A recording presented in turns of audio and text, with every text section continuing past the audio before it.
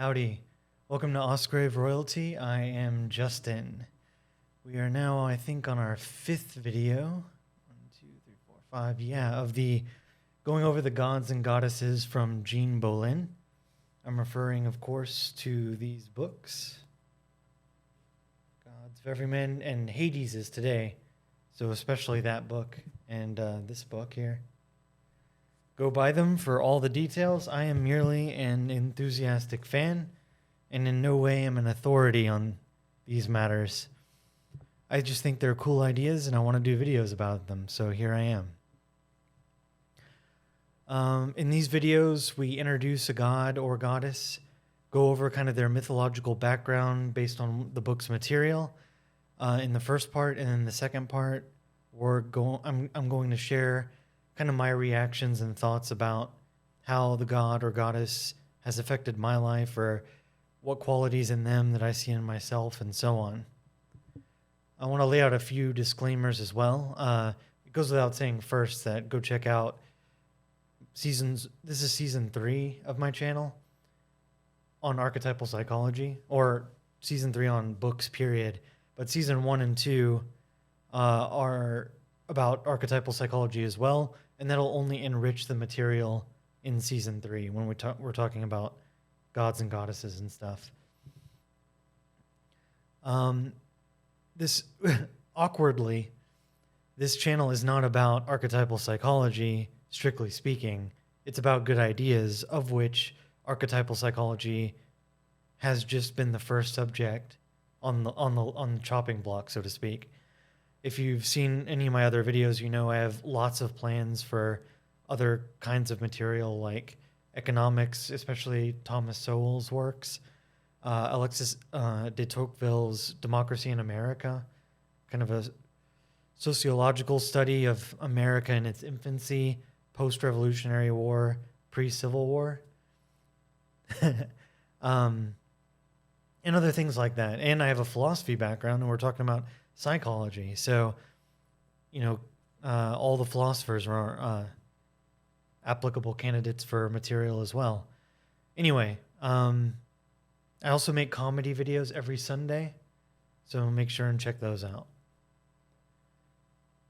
Now, a few disclaimers for the video here is that when we're talking about a god or a goddess,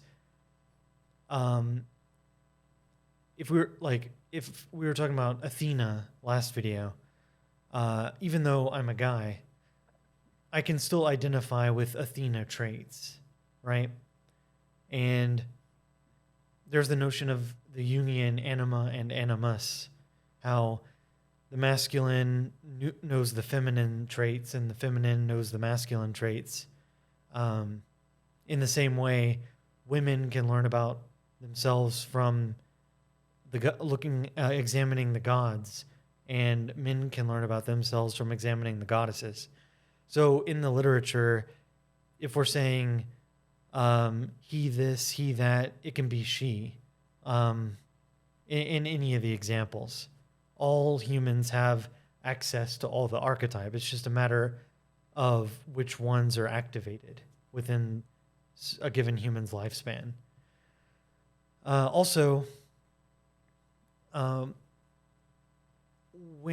So there'll be like little subsections called Hades as the good counselor, or Hades as the invisible man, and so on. When I say that, it's kind of like saying Justin the mammal versus Justin the 9-to-5 worker versus Justin the stand-up comedian versus Justin the YouTuber. Like, they're just different dimensions. So when she has those titles like that, it's just different dimensions of the same archetype. It's not, just to be 100% clear on that. Also, no one should, and Bolen does not condone this, but the idea from Bolen and others is that you don't want to actually be an archetype. You don't want to be Hades or be Zeus, because they're too radioactive for the psyche. It's hard to explain in a very I have like a ton of notes in front of me, so time is already tight. Needless to say, check out the other videos for details on that. Long story short, the ego should remain in control, ideally, if it's healthy. Archetypes are more like voices, like in the boardroom. You don't want one voice in the boardroom dominating. When you're chairman of the board, you're supposed to make the calls, right? But you don't want to you don't want to outsource your board, your chairmanship to just one specialized voice in the group. Otherwise, the focus becomes narrow and you risk a lot of acting unconsciously. And that's what these are. These are typically unconscious unless made conscious through effort and self-reflection. Unless they're kept at bay in a healthy way, they'll take control of you and your life will suffer. And granted, we're all possessed by these urges, by these archetypes in some way.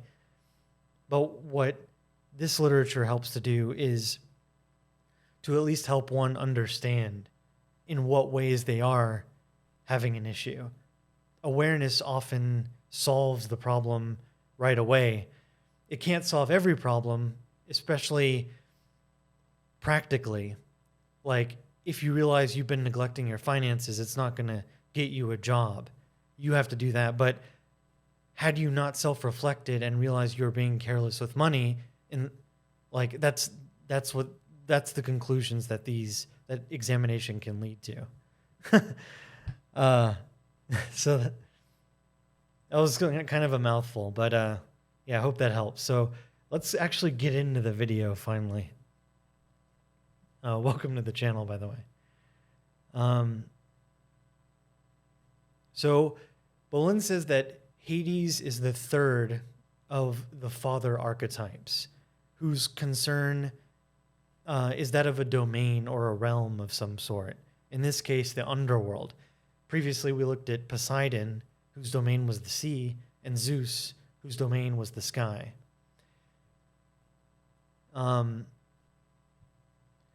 She says, Poseidon and Hades are shadow aspects of Zeus, those parts of the father archetype that men in power suppress or ignore, as well as being two separate patterns themselves. I want to read a quick introduction here.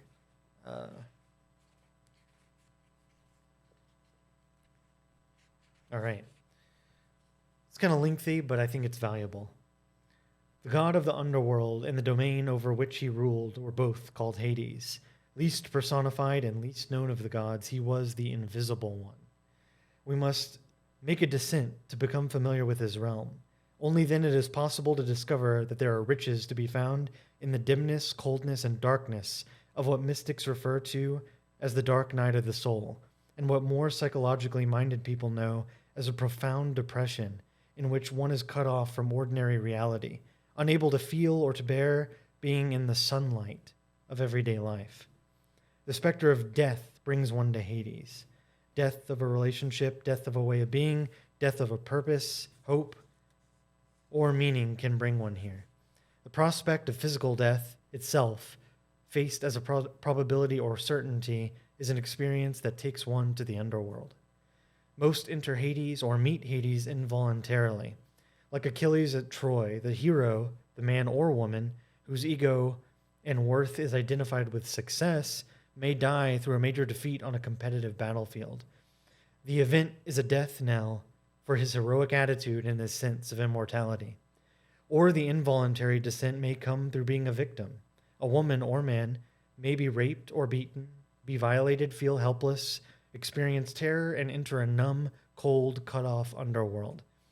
Through victimization, an abduction occurs, as was Persephone's fate. Some enter the realm of Hades or meet Hades voluntarily. For Psyche, it was the last of her heroinic tasks, done because it was the only way through which she might be reunited with Eros. Love was the motivation for Orpheus as well, who went to Hades seeking his wife, Eurydice. Dionysus made a descent to find his mother Semele. And in Sumerian mythology, Inanna Ishtar voluntarily journeyed to the underworld to Ereshkigal, her dark sister. Forgive the pronunciations here. Besides love, wisdom was a motivation. Odysseus had to venture into the underworld to seek information from the blind seer Tiresias, which he needed in order to find his way home. Voluntary descents are done at great risk, for there is never a guarantee of a safe return. Hades' realm is the unconscious, both personal and collective. Therein reside memories, thoughts, and feelings that we repressed, everything too painful to be visible in the upper world, yearnings we never embodied, possibilities that remain dim outlines. In the underworld of the collective unconscious exists everything possible to imagine becoming, everything that has ever been. It is the realm that the Roman poet Terence must have known in order to say, "Nothing human is foreign to me." Hermes, the messenger god, guided souls to the underworld and fetched Persephone back. Iris, the lesser-known messenger goddess, also entered and left the underworld at will. Once Persephone had eaten the pomegranate seeds and returned to the upper world, she returned periodically to the underworld, and as queen of this realm, was there to receive and guide those who voluntarily ventured into the underworld. And though Hades could and did leave the underworld, though in his mythology he only did so on 2 occasions, this was his allotted realm where he resided. In life, as in mythology, some figures can descend and return, some can accompany and guide other souls, and some know the realm itself because they reside there or live there periodically. Psychologists, for example, are familiar with Hades. Both psychology in its original meaning, from the Greek word psyche meaning soul, and thanatology from Thanatos, the Greek god of death, are fields related to Hades' domain. Psychotherapists need to be archetypally connected to Hermes, Persephone, Dionysus, or Hades to do depth soul work. These archetypes make it possible to be at home with the unconscious and all that is there, including madness. These same archetypes make working with death and dying meaningful. Carl Jung in analytical psychology and Elizabeth Kubler-Ross in thanatology became guides for others in their respective fields, but only after they had made the sense themselves. Depressions and near-death experiences are the usual initiations into the realm of Hades. After that, as was said of the initiates of the Eleusinian mysteries, one no longer fears death. However, on Mount Olympus, where Zeus reigns, Hades was much feared. The patriarchy and patriarchal religions see Hades as a place of evil where Satan rules, a place to be avoided in death, as well as a dimension devalued in life. As long as the culture and the individual identify only with Zeus and sky gods, the underworld will remain a fearful place rather than a source of riches.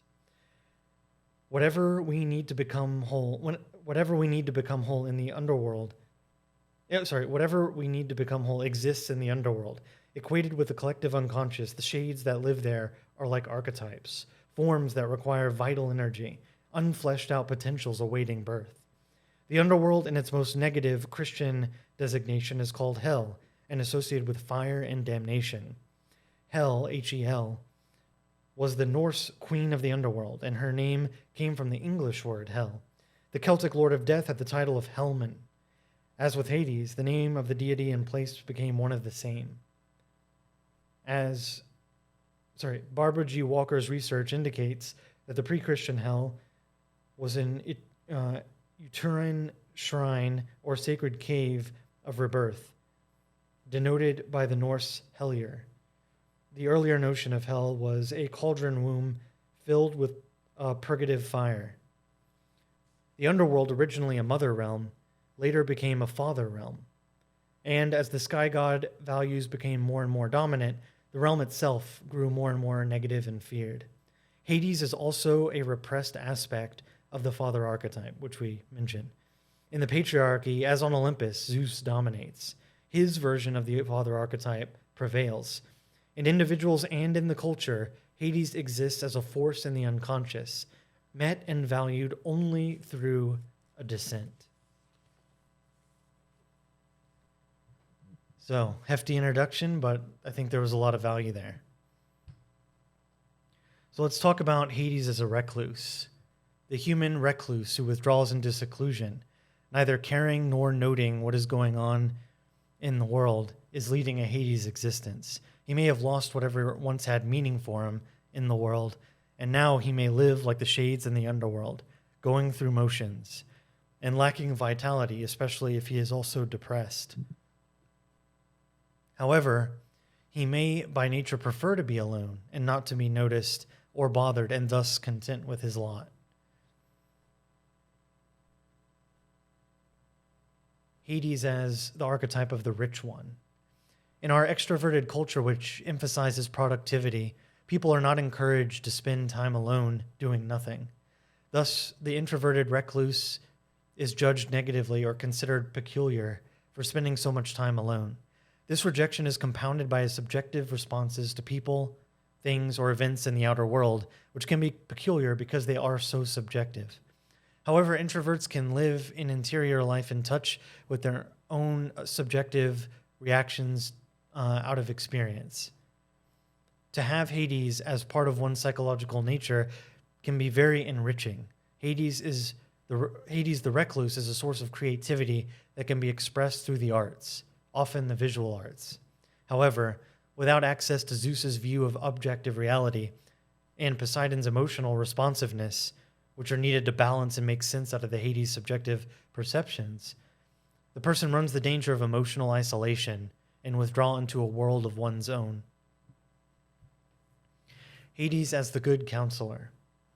As a source of subjective knowledge, Hades can indeed be a good counselor. He helps us through our bodily sensations, our visceral reactions, inner voices, and visual flashes to know what our subjective reaction is to something or someone. When it comes to the truly important personal decisions in our lives, the subjective factor is of crucial importance, which Hades can give us.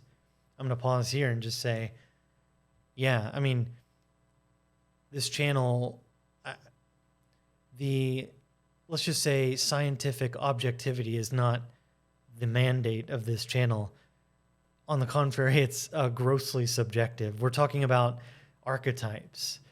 Already, a lot of people are rolling their eyes. This is New Age nonsense, blah, blah, blah, blah, blah. Let's be more objective. Let's look at the statistics, all that stuff. But I think there's been a neglect of the value of subjective experience. And my foray into archetypal psychology and making all these videos, corny as they may be, oh yeah, we're looking at the gods and goddesses. Yeah, that'll help me cross the street or make more money or whatever.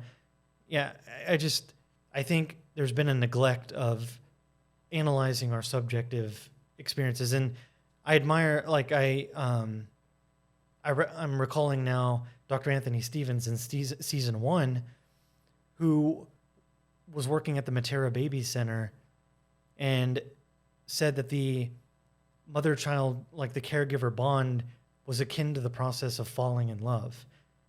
And he wanted to know not only how that was precipitated. In his day, behaviorism kind of reigned in psychological academic circles, but he wanted to know about the subjective experience, and that's what led Dr. Stevens to Jungian archetypal psychology.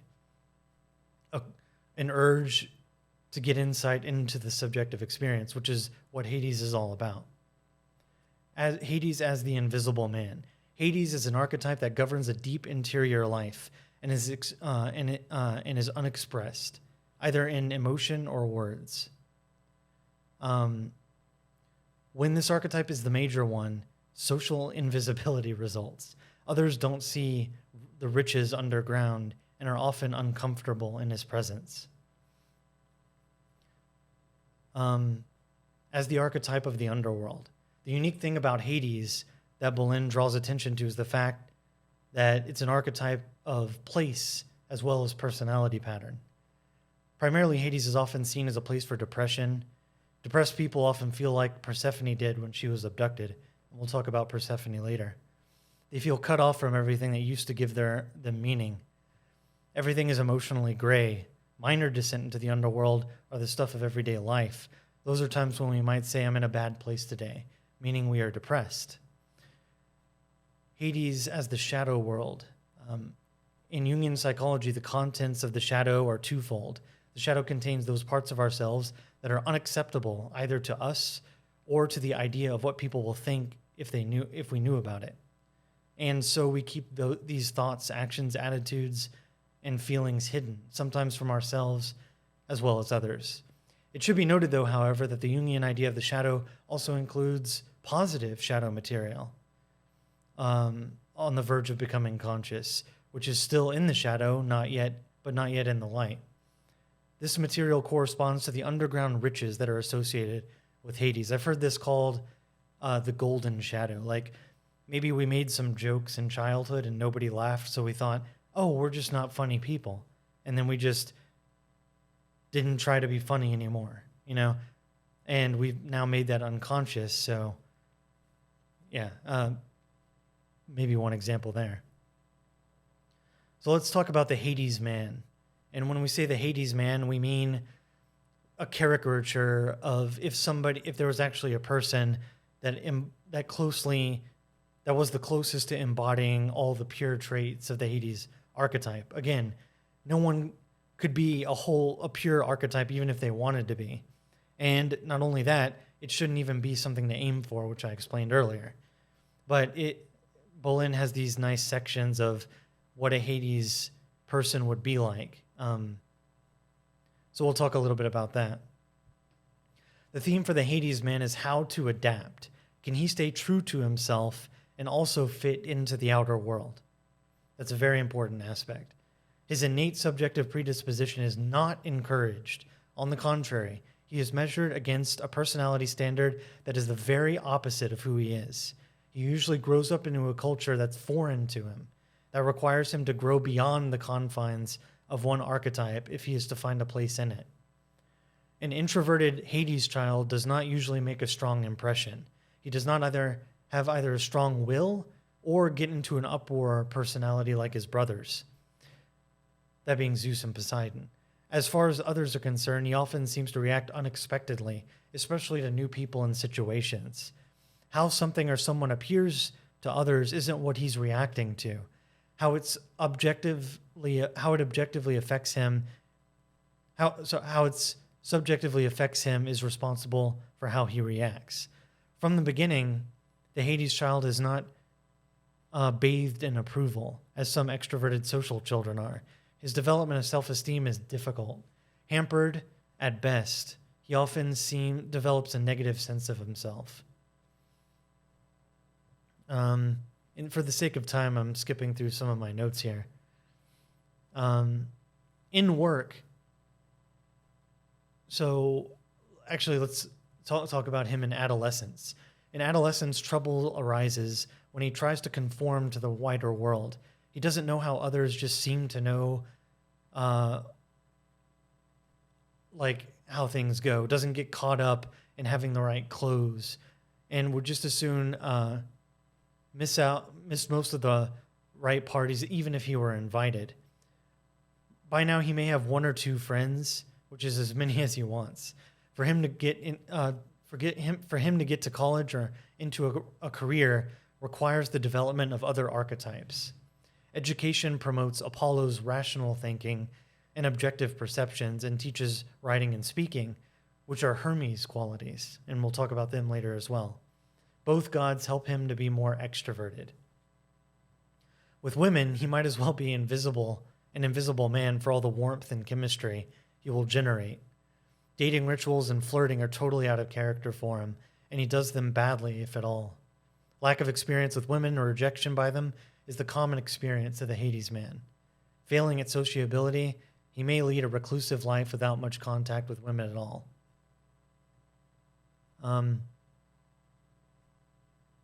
Let's see. I'll conclude this section with this paragraph, since we're running out of time. Much more so than almost with any other archetype, His life depends on outer circumstances, and even more important, on developing other archetypal patterns. A pure Hades is a loner who lives in his own world. At midlife and without a family or ability to do well in the outer world, he may inhabit his own underworld full time. If he has developed and lived out several other archetypes through his significant enduring relationships and work, he may have entered both the emotional realm and the realm of the mind, as well as the interior.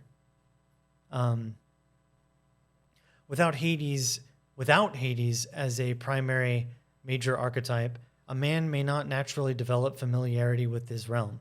Many men do not, especially those who find the outer world task of the first half of life easy. Thus, the Hades man who has to adapt to outer life is, in midlife, often more fully integrated than the other spheres of most men. So I'll talk about my thoughts on this. It's an archetype of unflinching individuality, which means a separation from mainstream society. Can I identify with this? Absolutely. Basically a perpetual fish out of water. Yeah, definitely. If you know some of the videos on my channel, including my video on the meta, and I'm a creative, which is not good, basically. It's just another word to describe loser, perhaps, in mainstream circles. Just shut up with the creative ideas, do what we tell you, earn the money, clock in, clock out, sleep, repeat, don't think, just do, shut up, don't have any ideas, just grind, That's just not me at all. And I've embraced it, so for better or worse, history will be the judge. And yeah, as we said earlier, Hades allows access to the arts. I mean, my electronic music, my stand-up comedy, starting a channel. I'll be making a video game in Unreal Engine coming up, hopefully. Yeah. So since since Hades is the shadow of Zeus, the challenge is trying to reconcile one's subjective predispositions with the way things are. Again, yes. Yeah, whereas Poseidon is more about the emotionality of the struggle, Hades is more dealing with the practicality of trying to fit in. To do self-work is to be in touch with Hades, Bolen says, and this is what the channel's all about. So I feel like I'm very in touch with Hades right at this moment.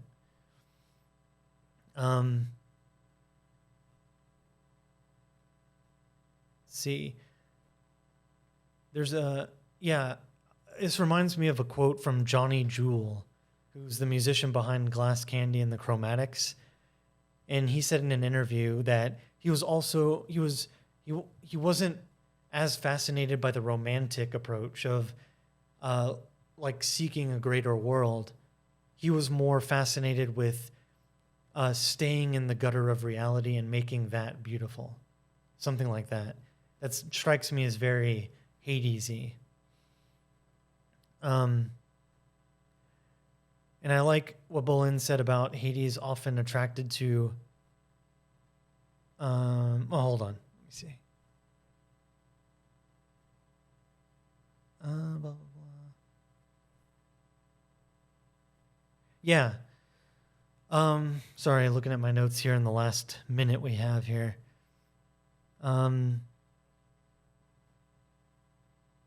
Yeah, thanks for sticking with me. Excuse me.